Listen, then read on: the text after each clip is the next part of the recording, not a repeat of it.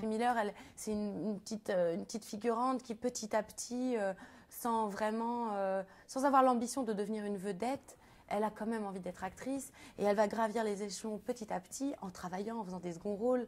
Et je trouve ça touchant, je trouve ça tellement mignon. Elle a quelque chose de tellement positif tout le temps, de tellement... c'est vraiment une héroïne, quoi. Elle vainc la vie, elle y va, elle tourne tout du bon côté. Et puis elle est très honnête, elle est très fidèle à l'homme qu'elle aime, malgré les déboires par lesquels il passe. C'est un personnage quand même très, très spécial, très unique. Tout à fait. Vous avez parlé de vedette et d'actrice. Elle rêve pas d'être une vedette, elle rêve d'être une actrice. Oui, oui. Et en ce moment,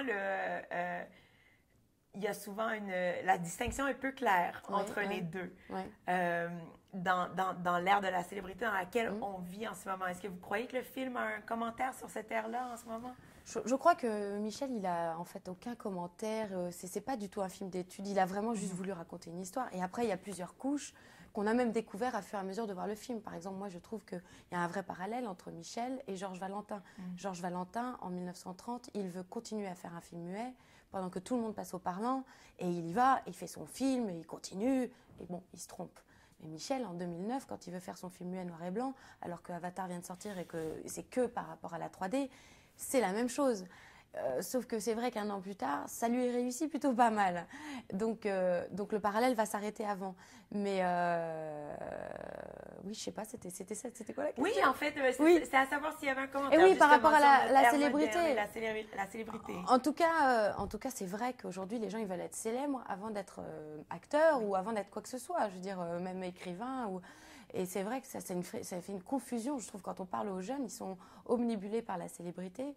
Et c'est dommage. C'est vrai que pour moi, Peppy, elle veut être actrice. Oui. Ça, c'est sûr. Tout à fait. Ouais. Et étrangement, c'est peut-être par ce film qu'en tant qu'actrice, vous allez devenir ultra célèbre cette année. Peut-être. En tout cas, c'est sûr qu'il y aura pour moi un avant et un après The Artist, dans le bon sens du terme. Rien à voir avec la célébrité, mais juste, je sens un intérêt de la part des réalisateurs et des producteurs, en tout cas en France, qui est complètement différente. Et c'est vrai que je reçois des scénarios, je vois bien que les choses ont changé, et pas parce que je suis sur les couvertures de magazines, pas parce que je fais beaucoup de télé ou quoi que ce soit, c'est juste parce que les gens voient le film et ils ont envie de travailler avec moi. Et vraiment, c'est ce qui m'importe et c'est ce qui change ma vie aujourd'hui. C'est pas que je vais peut-être devenir très célèbre, c'est que tout d'un coup j'ai accès à des rôles que j'avais pas accès avant, quoi. J'ai vu que Pedro Almodovar vous avait apostrophé dans un lobby Oui, d'hôtel. mais pas pour m'offrir un rôle, mais enfin c'est quand tu veux, Pedro. Ouais, c'était le plus beau moment là de ces dernières semaines. J'attendais Michel et j'étais vraiment habillée toute mignonne pour la promo à Los Angeles, donc très américaine et tout. Et je vois Pedro Almodovar dans le lobby de l'hôtel et je me dis, je vais pas aller le voir, c'est ridicule, je vais pas faire ma petite fan.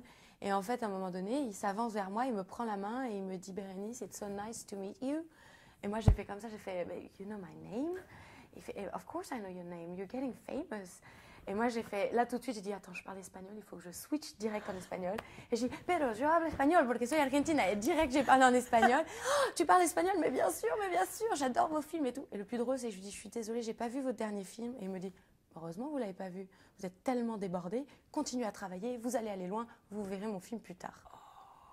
Et je crois que j'ai passé tout le moment avec lui, avec ma main là, en disant, mais c'est pas possible, c'est vous qui êtes extraordinaire. Et j'ai passé l'après-midi, enfin, il a vraiment...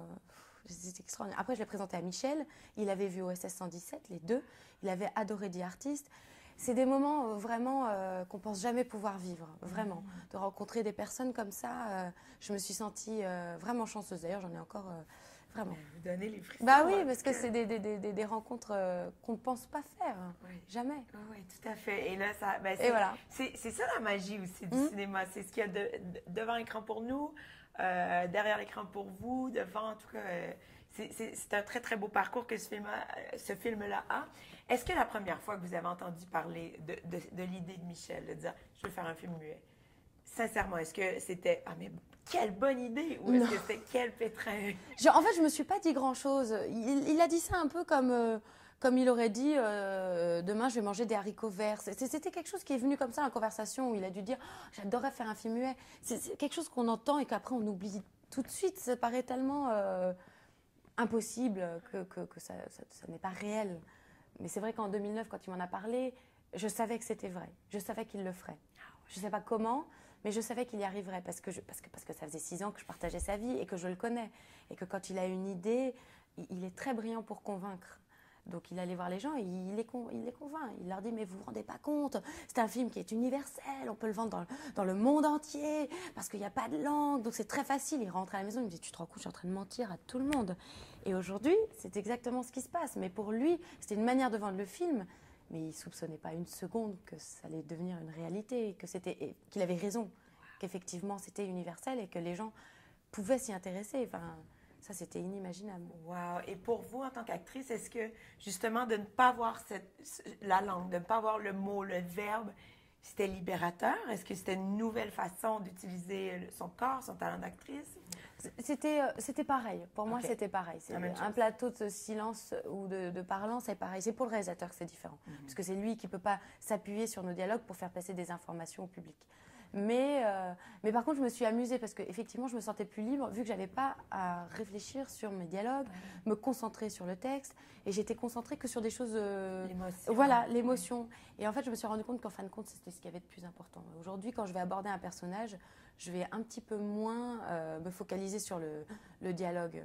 Et en fait, ce qui fait la grandeur d'une interprétation, ce ne sont pas les dialogues, c'est tout le reste, en fait. C'est tout ce qui s'émane de la personne. Oui. Son essence. Voilà, exactement. Ben, vous l'incarnez, Pepi Miller. Merci beaucoup avec sa vivacité, sa joie.